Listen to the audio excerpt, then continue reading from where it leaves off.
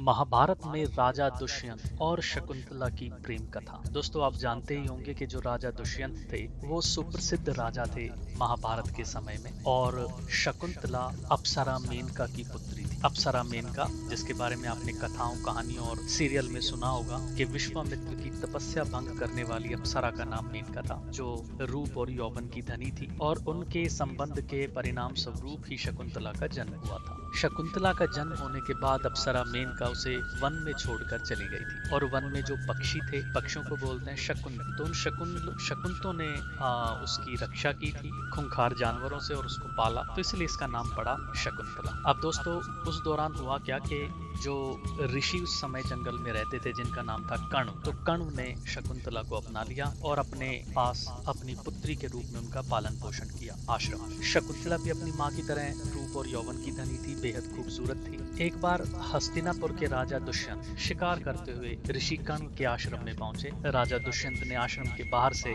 ऋषि को आवाज लगाई, लेकिन ऋषि तो थे नहीं आश्रम में, इसलिए शकुंतला आश्रम से बाहर आई। शकुंतला ने पूछा, राजन, मैं महेश की पुत्री हूँ और ऋषि अभी आश्रम में नहीं है, वो तीर्थ यात्रा पर गए हैं, बताओ मैं आपकी किस प्रकार सहायता करूँ। दुष्यंत आश्चर्यचकित हो गए। उन्होंने पूछा कि महेश तो ब्रह्मचारी हैं, तो आप उनकी पुत्री कैसे हो सकती है। तब शकुंतला ने बताया कि मैं महेश की गोद ली हुई कन्या हूँ। वास्तविक माता पिता मेनका और विश्वामित्र हैं और पक्षियों ने मेरी रक्षा की, इसलिए मेरा नाम शकुंतला पड़ा। अब दोस्तों, शकुंतला को देखकर, उनके सौंदर्य और मधुर वाणी पर राजा दुष्यंत पूरी तरीके से मोहित हो चुके थे। उनसे रहा नहीं गया। उन्होंने उसको सीधे बोल दिया कि शकुंतले, तुम मुझे बेहद पसंद आई, यदि तुम्हें कोई आपत्ति ना हो तो मैं तुमसे विवाह करना चाहता हूँ। शकुंतला भी दुष्यंत को पसंद करने लगी थी। वो भी राजा थे, प्रतापी राजा थे, इसलिए उन्होंने भी हाँ कर दी और दोनों के बीच गंधर्व विवाह, जिसको आज के समय में प्रेम विवाह बोलते हैं, हो गया। कुछ समय साथ में व्यतीत करने के बाद जब दुष्यंत अपनी राजधानी हस्तिनापुर लौटने लगे तो उन्होंने शकुंतला को अपने साथ ले जाने का वचन दिया। क्योंकि ऋषि थे नहीं तो उनकी गैर हाजिरी में शकुंतला नहीं गई, लेकिन उन्होंने प्रेम के प्रतीक के रूप में,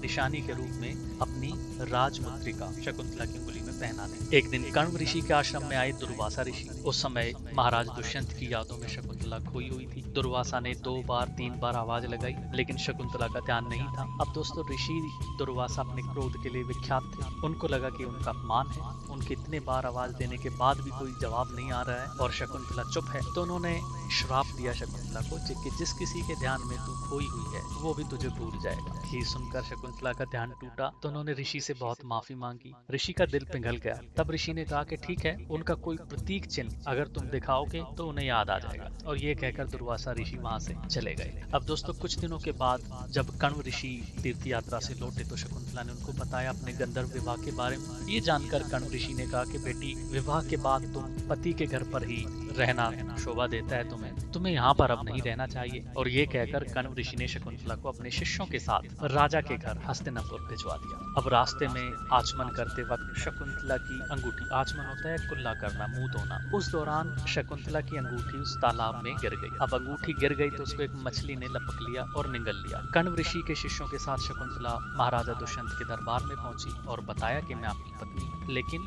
श्राप के कारण राजा सब कुछ भूल चुके थे, तो उन्होंने शकुंतला को वहां से भगा दिया। अपमान हुआ शकुंतला का।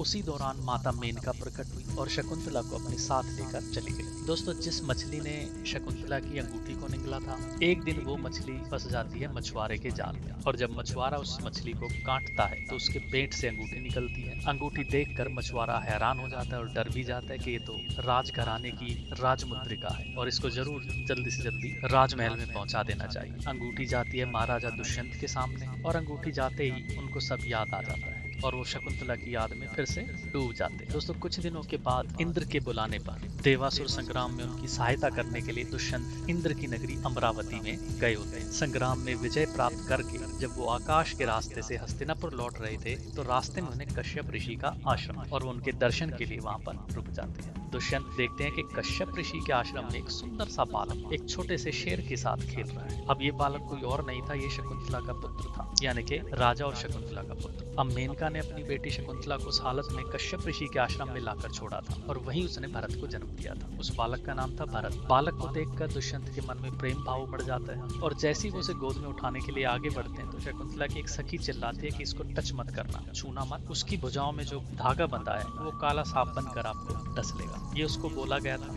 बच्चे की रक्षा करना। राजा दुष्यंत ने शकुंतला से अपने बुरे बर्ताव के लिए माफी मांगी और कश्यप ऋषि से आज्ञा लेकर उन्हें और अपने पुत्र भरत को हस्तिनापुर ले आए, क्योंकि उनको पता था कि श्राप के कारण सारा खेल हुआ है। बाद में भरत प्रतापी सम्राट बने और उन्हीं के नाम पर हमारे देश का नाम भारतवर्ष हुआ और आगे चलकर भारत वंश के ही एक राजा को गंगा से प्रेम हुआ, जिसे आपने महाभारत की कहानी में देखा है, गंगा से जब प्रेम होता है। दोस्तों, महाराजा दुष्यंत खुद को रोक ना सके और बच्चे को उठा लेते हैं, काला धागा टूट जाता है और शकुंतला को फिर पता चलता है कि वो काला धागा टूट जाएगा, क्योंकि जैसे ही उसका पिता उसे अपनी गोद में उठाएगा। और इस प्रकार से शकुंतला, दुष्यंत और वो बच्चा हस्तिनापुर जाते हैं और अपना जीवन खुशी खुशी व्यतीत करते हैं। तो ये एक अनसुना प्रसंग था दोस्तों, महाभारत से लिया गया। महाभारत एक बड़ा ही विस्तृत ग्रंथ है, जितना हमने देखा है, सुना है, उससे कहीं पढ़कर। धन्यवाद।